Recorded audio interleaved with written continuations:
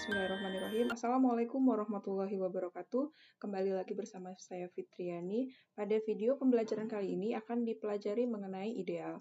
Setelah pada video sebelumnya telah dipelajari mengenai latar belakang terbentuknya ideal dalam pembentukan ring faktor. Pertama akan dipelajari mengenai pengertian dari ideal kiri. Di sini diberikan ring R, kemudian himpunan tak kosong I yang merupakan himpunan bagian dari ring R. Himpunan I ini disebut ideal kiri dari R jika yang pertama A dikurang B, A dioperasikan dengan inverse dari B terhadap operasi penjumlahan termuat di dalam himpunan I untuk setiap dua elemen A dan B di I. Kemudian yang kedua adalah apabila mengalihkan R, anggota dari ringnya, dengan sebarang anggota dari I, yaitu RA, ini mengalihkan R dari sebelah kiri, maka RA ini akan termuat di dalam himpunan I. Apabila memenuhi kedua sifat ini, maka himpunan I ini disebut sebagai ideal kiri dari R. Yang perlu diperhatikan ini adalah penempatan ini, posisi yang kedua, yaitu mengalihkan elemen ring R-nya dari sebelah kiri. Kemudian selanjutnya yang dinamakan dengan ideal kanan adalah sama seperti ideal kiri, maka himpunan I ini disyaratkan merupakan himpunan tak kosong. Kemudian syarat yang pertama juga sama, yaitu untuk setiap dua elemen A dan B di I, maka berlaku A dijumlahkan dengan inverse dari B terhadap operasi penjumlahan termuat di dalam himpunan I.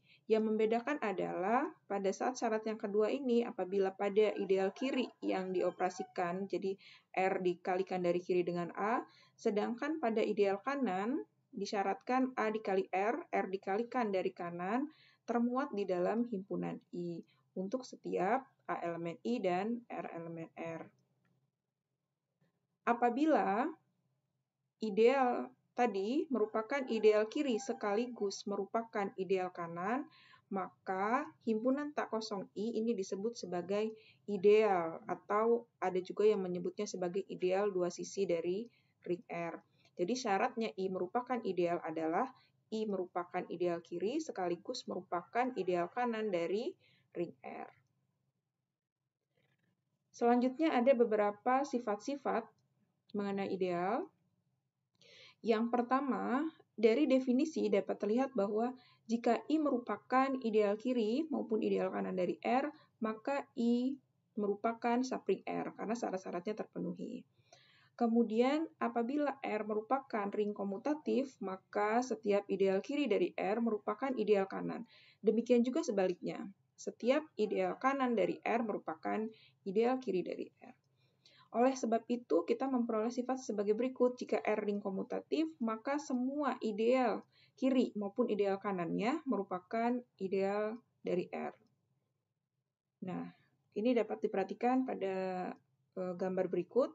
Jika I ideal, maka sudah pasti I merupakan subring R, tetapi ini sebaliknya belum tentu berlaku. Kemudian apabila R merupakan ring komutatif, maka setiap ideal kiri maupun ideal kanan dari R ini merupakan ideal dua sisi atau ideal dari ring R. Nah, selanjutnya akan dipelajari mengenai pengertian dari ideal trivial dan ideal non-trivial.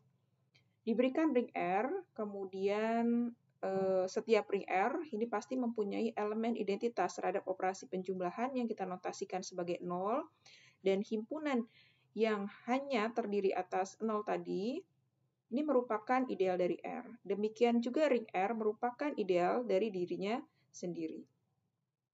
Sehingga paling tidak setiap ring yang tak 0 ini memiliki dua ideal, yaitu 0 dan dirinya sendiri.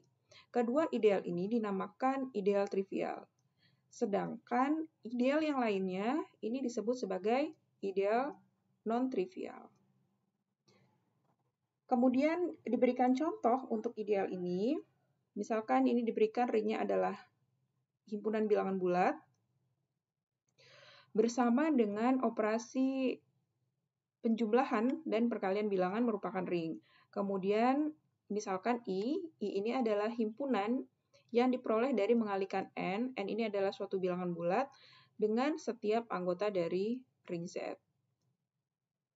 Di sini dapat ditunjukkan bahwa himpunan I ini merupakan subring R. Ya, apabila kita mengambil N-nya 2 gitu ya, berarti I ini adalah 2Z. Kemudian apabila N-nya 3 berarti himpunan I ini adalah himpunan 3Z dan seterusnya.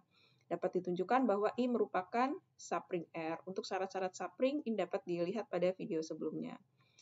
Kemudian akan ditunjukkan bahwa himpunan I ini merupakan ideal dari ring Z. Nah, sekarang kita diberikan sebarang elemen dari Z sebagai ringnya R, kemudian dan sebarang elemen dari I, yaitu NK. Maka di sini NK dikali R, ini kita akan menguji apakah dia termuat di dalam himpunan I. Kita mengalihkan R dari kanan. Apabila ini terpenuhi, maka I merupakan ideal kanan dari ring Z. Sekarang N dikali K, N dan K keduanya bilangan bulat, kemudian juga R. R juga merupakan bilangan bulat. Pada bilangan bulat, ini berlaku sifat asosiatif pada perkaliannya, yaitu ini dapat dituliskan NK dikali R, ini sama dengan N dikali KR. Karena NK dikali R dapat dituliskan sebagai N dikali suatu bilangan bulat, maka NK dikali R ini termuat di dalam himpunan I. Ini adalah karakterisasinya. Nah, kemudian karena ini sudah berlaku, maka I merupakan ideal kanan dari ring Z. Selanjutnya, kita sekarang mengalihkan R dari sebelah kiri. Jadi R dikali NK di sini. Dan pada perkalian bilangan bulat, ini juga berlaku sifat komutatif. Sehingga ini dapat kita pindah N-nya ke depan. Jadi dapat dinyatakan sebagai N dikali RK. RK ini bilangan bulat. Sehingga R dikali NK ini termuat di dalam himpunan I. Jadi I merupakan ideal kiri sekaligus ideal kanan dari ring Z. Karena merupakan ideal dua sisi, maka I merupakan ideal dari ring Z. Sekarang contoh yang kedua, ini diberikan ring matriks. Jadi M2Z ini adalah himpunan semua matriks berukuran 2x2 yang entry-entry-nya adalah elemen dari himpunan bilangan bulat. Bersama dengan operasi penjumlahan dan perkalian matriks, maka M2Z ini merupakan ring. Selanjutnya didefinisikan himpunan I1. I1 adalah himpunan semua matriks berukuran 2x2 yang kolom pertamanya adalah AB dan kolom keduanya ini kita pilih 0. AB-nya anggota bilangan bulat. Dan ini merupakan himpunan bagian dari ring M2Z. Selanjutnya akan diselidiki apakah I1 ini merupakan ideal M2Z atau bukan. Nah, sekarang kita ambil A dan B ini kita pilih sama dengan 0 sehingga diperoleh matriks 0 ini anggota dari I1. Karena I1 ada anggotanya, maka I1 bukan merupakan himpunan kosong. Selanjutnya diberikan dua elemen di I1. Ini kita misalkan AB 00 dan CD 00. Kemudian kita kurangkan sesuai dengan definisi tadi, yang kita inginkan adalah matriks yang pertama ini dikurangi matriks yang kedua termuat di dalam himpunan I1. Di sini kita operasikan A0, B0 dikurang C0, D0 ini menghasilkan A min C0, B min D0. Kolom pertamanya adalah bilangan bulat dan kolom keduanya adalah 0 sehingga memenuhi syarat untuk menjadi anggota dari himpunan I1. Jadi syarat pertama sudah terpenuhi. Syarat yang kedua adalah kita ingin mengalihkan, ini kita akan menguji apakah dia merupakan ideal kiri atau bukan. Kita ambil sebarang anggota dari ringnya, misalkan X, Y, Z, W, ini adalah matriks 2x2, entry-entry-nya tadi ya, X, Y, Z, W, kemudian A0, B0 yang merupakan anggota dari I1. Kita akan mengalihkan anggota dari M2Z dengan anggota dari I1, menghasilkan ini ya, jadi XA ditambah YB, kemudian di sini 0, yang ini ZA ditambah WB, kemudian yang di sini 0. Karena kolom pertamanya adalah bilangan bulat dan kolom keduanya adalah 0, maka hasil kali dari anggota ring M2Z dan anggota I1 menghasilkan matriks yang merupakan elemen dari I1. Dari sini terbukti bahwa I1 merupakan ideal kiri dari M2Z.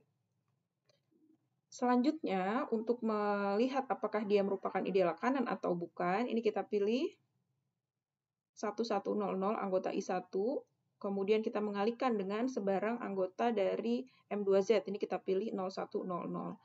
Kemudian apabila kita kalikan, ini akan menghasilkan 0, kemudian 1, ini 0 dan 1. Di sini kolom pertamanya bilangan bulat, betul ya, tapi kolom keduanya bukan 0, sehingga hasil kali dari anggota I1 dengan anggota M2Z, ini kita kalikan dari kanan, bukan termuat di dalam himpunan I1. Akibatnya, I1 bukan merupakan ideal kanan dari M2Z. Nah, di sini terbukti bahwa suatu ideal kiri, ya, jadi di sini kan M2Z bukan merupakan ring komutatif, maka mungkin terjadi ideal kiri bukan merupakan ideal kanan. Dapat juga terjadi ideal kanan bukan merupakan ideal kiri atau sebaliknya seperti itu. Nah, selanjutnya kita akan membahas sifat-sifat dari ideal yang lain ya. Jadi di sini misalkan R ring, kemudian ini adalah koleksi ideal kiri dari R, misalkan I alfa, alfanya anggota dari lambda, maka irisan dari semua ideal ini juga merupakan ideal kiri dari R. Dan nanti juga akan berlaku untuk ideal kanan. Jadi apabila ini koleksi dari ideal kanan, maka irisannya juga merupakan ideal kanan. Ini yang akan dibuktikan adalah ideal kirinya terlebih dahulu. Untuk yang ideal kanan ini diberikan sebagai latihan. Yang pertama akan ditunjukkan bahwa irisan dari I alfa ini bukan merupakan himpunan kosong. Karena diketahui masing-masing I alfa merupakan ideal, maka masing-masing I alfa ini memuat 0. Sehingga 0 ini termuat di dalam irisan dari I alfa untuk setiap alfa di lambda ya. Akibatnya irisan I alfa ini bukan merupakan himpunan kosong. Selanjutnya diberikan dua elemen di irisan I alfa. Kemudian karena I alfa ini merupakan ideal, maka A min B termuat di I alfa untuk setiap alfa di lambda. Oleh karena itu, A min B ini elemen ya. A min B elemen dari irisan I alfa untuk setiap AB di irisan I alfa. Demikian juga dengan apabila kita mengalihkan R dari kiri. Ya, jadi nanti di sini RA sama elemen ya. Ini RA elemen irisan dari I alfa untuk setiap R anggota R dan A anggota irisan dari I alfa. Dari 1, 2, dan 3 ini terbukti bahwa irisan dari I alfa merupakan ideal kiri dari ring R. Buktinya juga sama untuk koleksi ideal kanan yang akan menghasilkan irisannya juga merupakan ideal kanan dari ring R. Oke, sekian penjelasan mengenai definisi, contoh, dan beberapa sifat dari ideal. Terima kasih. Assalamualaikum warahmatullahi wabarakatuh.